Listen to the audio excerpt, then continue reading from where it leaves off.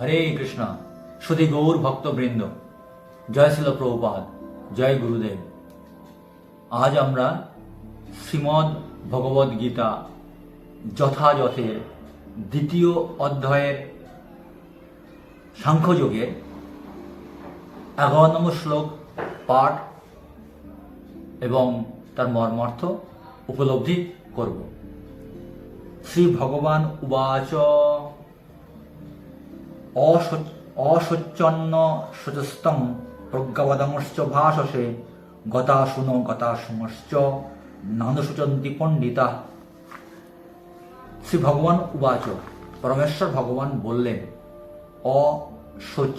অশোচন যে বিষয়ে শোক করা উচিত নয়, অন্য শোচ তুমি শোক করছো, তুমি প্রজ্ঞাবাদান প্রজ্ঞবচন চ ও ভাষসে বলছো গত বিগত অশুন জীবন, অগত যা গত হয়নি, অশুন জীবন চ ও না অনুশোচন্তি অনুশোচনা করেন পণ্ডিতগণ। অনুবাদ, পরমেশ্বর ভগবান বললেন, তুমি প্রাজ্ঞের মতো কথা বলছো, অথচ যে বিষয়ে শোক করা উচিত নয় সে বিষয়ে শোক করছো। যারা যথার্থই পণ্ডিত তারা কখনো জীবিত অথবা মৃত কারোর জন্যই শোক করেন না। তাৎপর্য, শিষ্যরূপে ভগবানের কাছে আত্মসমর্পণ করা মাত্রই ভগবান আচার্যের ভূমিকা গ্রহণ করে অর্জুনের ভুল সংশোধন করার জন্য পরোক্ষভাবে তাঁকে মহামূর্খ বলে শাসন করতে লাগলেন। ভগবান তাকে বললেন, তুমি প্রাজ্ঞের মতো কথা বলছো, কিন্তু প্রকৃত জ্ঞান তোমার নেই। যিনি জ্ঞানী তিনি জানেন দেহ কি ও আত্মা কি, তাই তিনি জীবিত অথবা মৃত কোনো অবস্থাতেই দেহের জন্য শোক করেন না। পরবর্তী অধ্যায়ে ব্যাখ্যা করা হয়েছে, প্রকৃত জ্ঞান হচ্ছে সেই জ্ঞান যা জড় দেহ ও চেতন আত্মার মধ্যে পার্থক্য নিরূপণ করে এবং পরম নিয়ন্তা ভগবানের সঙ্গে আমাদের নিত্য সম্পর্কের কথা মনে করিয়ে দেয়। অর্জুন যুক্তি দেখাচ্ছিলেন যে রাজনৈতিক ও সামাজিক প্রয়োজনীয়তার থেকে ধর্মীয় আচার অনুষ্ঠান অধিক গুরুত্বপূর্ণ, কিন্তু তিনি জানতেন না জড় পদার্থ, আত্মা ও ভগবৎ সম্বন্ধীয় জ্ঞান,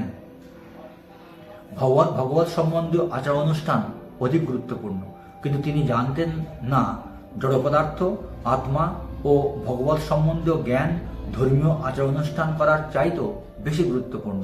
আর যেহেতু তার সেই জ্ঞান ছিল না, তাই তার পক্ষে পাণ্ডিত্যপূর্ণ যুক্তি দেখানো অনুচিত। যেহেতু তিনি পরম জ্ঞানের অধিকারী ছিলেন না, তাই তিনি অনর্থক শোক করছিলেন। জড় দেহের জন্ম হয় এবং এক সময় তার বিনাশ হবেই, কিন্তু আত্মা অবিনশ্বর, তার কখনোই বিনাশ হয় না। তাই জড় দেহটি আত্মার মতো গুরুত্বপূর্ণ নয়। এই আত্মাই হচ্ছে জীবের প্রকৃত সত্তা। তাই দেহের বিনাশ হওয়ার ভয়ে শোক করা নিতান্তই মূর্খতা। এই সত্য সম্বন্ধে যিনি অবগত তিনি হচ্ছেন প্রকৃত জ্ঞানী এবং তিনি কোনো অবস্থাতেই জড় দেহের জন্য শোক করেন না। ভগবান শ্রীকৃষ্ণ শ্রী অর্জুনের মাধ্যমে, এই শ্লোকের মাধ্যমে সমগ্র আমাদের মতো মানব জাতিকে এই শিক্ষাই দিচ্ছেন, আমাদের সর্বদা কর্তব্য ভগবানের কাছে আত্মসমর্পণ করা। ভগবান হচ্ছেন পরম গুরু, আর গুরু পরম্পরা ধারায় যিনি সদ্গুরু আছেন তার কাছ থেকে শিক্ষা এবং দীক্ষা গ্রহণ করা আমাদের উচিত।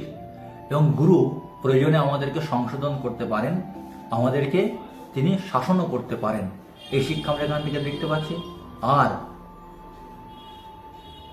যারা দেহ এবং চেতন আত্মার পার্থক্য জানেন না, অর্থাৎ যারা শ্রীমদ্ ভগবদ গীতার সাংখ্যযোগের দ্বিতীয় অধ্যায় সাংখ্যযোগ যারা পুঙ্খানুপুঙ্খভাবে যারা পাঠ করেননি, তাদের মধ্যে দেহগত চেতনা এতটাই বেশি থাকবে যে তারা দেহকেন্দ্রিক চিন্তাভাবনা সর্বদা ব্যতিব্যস্ত থাকবেন আর দেহের সঙ্গে সম্পর্কিত সম্পর্কগুলোকেই বেশি গুরুত্ব দেবেন। কিন্তু ভগবান এখান থেকে শিক্ষা দিচ্ছেন, আমরা দেহ নই, আমরা হচ্ছে চিন্ময় আত্মা। দেহ এবং আত্মার পার্থক্য আমাদের জানা অত্যন্ত প্রয়োজন। জড়দেহের কেবল জন্ম হয়, কিন্তু এই দেহের মধ্যে যে আমি অর্থাৎ চিন্ময় আত্মা থাকে, তার কখনোই জন্ম হয় না, তার বিনাশও হয় না। দেহটির একসময় বিনাশ হয়, কিন্তু আত্মার কখনো বিনাশ নেই, হয় না। আত্মা হচ্ছে অবিনশ্বর। এই জড়দেহটি আত্মার মতো গুরুত্বপূর্ণ নয়। আত্মা অতীতেও ছিল, বর্তমানেও আছে, ভবিষ্যতেও থাকবে, কিন্তু শরীর পরিবর্তনশীল। আর এই আত্মাই হচ্ছে আমাদের প্রকৃত সত্তা বা প্রকৃত স্বরূপ। প্রকৃত স্বরূপ। তাই দেহের বিনাশ হওয়ার ভয়ে কখনো শোকগ্রস্ত হওয়া উচিত নয়। অর্থাৎ দেহ একদিন পরিবর্তন হবে বা ধ্বংস হবে, হয়ে আমরা কর্মফল অনুযায়ী অন্য নতুন শরীর ধারণ করব, এটা অবশ্যম্ভাবী। তাই দেহের জন্য শোক না করাটাই হচ্ছে প্রকৃত জ্ঞানী ব্যক্তির কর্তব্য। অর্জুন এখানে অজ্ঞানতার অন্ধকারে ছিলেন বলে তাঁকে প্রকৃত জ্ঞান ভগবান দিচ্ছেন, যাতে তার প্রকৃত জ্ঞান লাভ হয় এবং তিনি এই দেহগত চেতনা থেকে মুক্ত হয়ে শোকগ্রস্ত অবস্থা কাটিয়ে তিনি ক্ষত্রিয় বীরের মতো যুদ্ধ করতে পারেন। আমাদেরও অর্জুনের মতো শিক্ষা গ্রহণ করতে হবে শ্রীমদ্ ভগবদ গীতার 2য় অধ্যায়ের সাংখ্যযোগ থেকে, এবং আমরাও যাতে দেহাশক্তি কাটিয়ে আত্মজ্ঞান উপলব্ধি করতে পারি, তার জন্য প্রস্তুতি নিতে হবে। এটি